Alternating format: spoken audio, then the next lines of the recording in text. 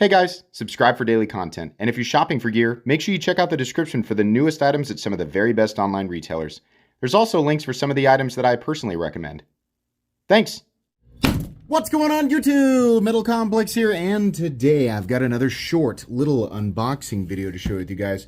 What's that? That's weird. I don't know where the leather one went. It's literally just disappeared. So this is one of the TikTok ones that I have. It's made of metal. It'll be a placeholder until the leather one comes back. Anyways, we have a Kershaw knife, a new one. This just showed up. I don't know any of the details on it. We're not reviewing it today. It's just an unboxing and first impressions. But if you're seeing this video at the, on the day that I uploaded it, it's likely that I scheduled it for the release. So whatever link I put in the description will likely take you to wherever it is available. Thank you so much to Kai USA for sending this in. Thanks to my patrons for supporting me. If it's a new model, make sure your notifications are turned on for that. And make sure if you like the video, leave a like. It really does help. So today we're going to watch me struggle to open a box. I've never done it before, so bear with me. All right. What do we have here? We have the Heist in carbon fiber. Oh, now hold on now. Hold on. Oh, now wait a minute. I remember the Heist was the one that was in plastic. I think the previous version of it I did not like at all. This has been upgraded. Now this is still a Chinese Kershaw, but this has been heavily upgraded to be in 20 CV and carbon fiber. So probably going to be substantially more expensive than the standard Heist, but certainly better materials. Now, the only problem with premium Kershaw knives, this is just carbon fiber and an axis lock or crossbar lock, whatever Kershaw calls theirs, and 20 CV. And it doesn't appear to be DLC. It appears to be probably, some type of Cerakote or PVD or something like that, right? But the problem with Kershaw Premium is so weird because the same company who is able to produce some of the best dollar-for-dollar USA-made pocket knives ever, they have a problem with their Chinese knife pricing. Like, you would think that if their US stuff, they're able to keep those costs so amazing that the Chinese stuff would be just as amazing. Like, it would correlate perfectly, but it doesn't.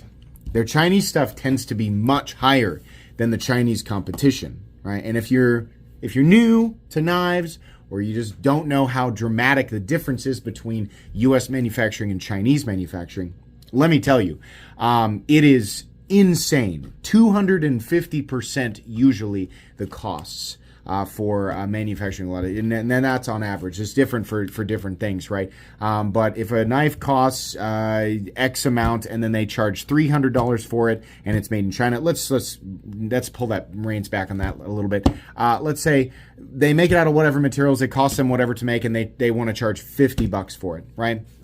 The exact same knife made in the USA usually would end up being somewhere between $120 and $170, right? I mean, that's how it's going to end up. Same thing as you get more expensive, right? And there's different costs associated with different things depending on, how big the facility is. Are we talking about small batch in-house USA made? So are we talking about one or two guys in a small shop? Or are we talking about, Spyderco or Kershaw, right? Making things here in the United States, but mass production, right? So a lot of different variables there, and we are just at the top of the weeds, and the weeds go much deeper and they get much thicker. But for whatever reason, Kershaw's Chinese stuff, right? Other companies making a knife out of, say, G10 or aluminum and D2. Miguron, for example, can do it for $35 to $45. Up to $45, you're getting 14C28N. The exact same thing from Kershaw's Chinese OEM will be like $65 or more, right? When Kershaw slaps premium materials like carbon fiber and 20 CV on a Chinese knife, the price ends up being almost the same or more than their USA made stuff. Now, the titanium stuff, I think I understand. Like if we're looking at the Kershaw Iridium and it's like 20 CV and titanium. Okay, well, if they're going to charge $200 for that, that makes sense. because you change that to a U.S. made item, and I think the least expensive example of a U.S. made pocket knife with a combination of titanium and super steel, it's made by Hogue. Is it the Misto? That thing is $350 to $400, right? It's one of the best examples of a full-size USA pocket knife that's titanium, that's legitimately made in the United States, not designed or pieced together in the United States. It's made in the United States. That's one of the best examples that I can think of. As soon as you add titanium to it, well, the price goes through the roof. The days of American companies making pocket knives with premium steels, heat treating them properly, putting titanium scales on them, and having truly good tolerances, right? I'm not talking Schrade tolerances or Gerber tolerances. I'm talking really good tolerances. The days of that occurring and the knife end up being between $2 and $250 are gone. They are not coming back. Those knives cost substantially more. For whatever reason, I have a feeling that this knife is going to be about the same price as like a Kershaw Bel Air XL, right? This is carbon fiber. The Bel Air XL is G10 or micarta or maybe even aluminum now, I don't know. And MagnaCut, right? MagnaCut and 20CV, I don't know which steel is more expensive, but I put them in the same cost tier. And this is a Chinese pocket knife. Yes, the scales are contoured. Outside of that, though, it's not a whole lot different from the Bel Air, right? So this made in China should be like a $120 pocket knife. There are tons of, like Kaiser, for example, is a great example of a company that uses S35VN and 20CV and like carbon fiber and, I don't know, maybe that's a little bit low. Let's say 135-ish, right? It should definitely be falling into the upper end of the 1 to 150 territory, right? Carbon fiber, contoured carbon fiber, it's nice. And then your 20CV, we're going to get up there.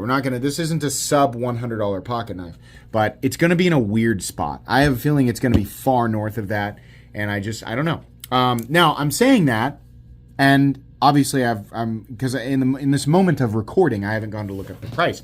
But by the time you guys are seeing this, it'll be weeks in the future, and the link and everything will already be in the description because I put it there, which should indicate that I have gone and looked up the price tag, right? I think most people understand that. It's just amazing to me how often I get people who don't. Like they feel like they need to tell me the price in the comments. I appreciate that. I'll have already gotten it. But I just have a feeling, I'm going to bet. You can tell me down in the comments if I was right. I'm going to bet that the price on this doesn't make a whole lot of sense. And my question is the same as everybody else's. Why? Are we just charging more because it says Kershaw? If that's the case, why are your U.S. knives not only competitive, but they make fools of a lot of other U.S. knife companies in this industry? I mean, it's not like just, razor line competitive or slightly competitive. It's like, the Bel Air and some of your other U.S. stuff, they're literally blowing the doors off of companies like Benchmade and in many cases Spyderco. It's absolutely insane. So if we have the room there, I would assume that you've got more room in the Chinese stuff. Why are we not fighting to be hyper competitive? Who is the OEM and why is it so costly? I don't know. Maybe there's significant markup in the Chinese stuff and that's how they make up for charging so little for the U.S. stuff. I honestly have no idea. It's one of the great conundrums of the knife industry is the bizarre upside down world that their U.S. stuff exists in and their Chinese stuff exists in when you compare them to other companies. Anyways, the knife is fine. The knife is, it's a Kershaw, it's a crossbar lock, it's carbon fiber, and it's 20 CV. It's the Heist, right? The last version of the Heist that I handled was pretty boring. Admittedly, this is also kind of boring. It's just a little bit more premium. This would be infinitely more interesting, and I will leave myself open to this being a possibility. It's very possible that I'm sitting here ranting and complaining about something that's not even true. It's very possible that this does end up costing substantially less than I assume it will, and it'll be right there where I expect it to be, in which case all of this rant will have been pointless, but also that much more confusing. I cannot get a read on what to expect for Kershaw's Chinese stuff in terms of pricing. I can't put a finger on it. I have no idea. But obviously I will review this item and give my final thoughts on the price tag. 7.5 inches, blade length is about 3.35, and we'll weigh it real quick as well. No. Come on now. Come on now. There we go. And there we go. Weighs 3 ounces. Okay. Odd one from Kershaw. Would love to see Kershaw do a different locking system than the crossbar lock. You don't have to get rid of it. Just, it'd be nice to see you guys do something else. That's going to be it today, guys. Please make sure to follow me on Instagram at metal_complex. If you enjoyed this video, leave a like. If you'd like to check out my other content, I do, of course, have lots of videos of knives that are either expensive or inexpensive that I do or don't like, so check those out. And if you enjoy all my content, go ahead and click on the Metal Complex logo right there and subscribe because there's definitely more coming. Thanks again for watching, everybody, and have a great day.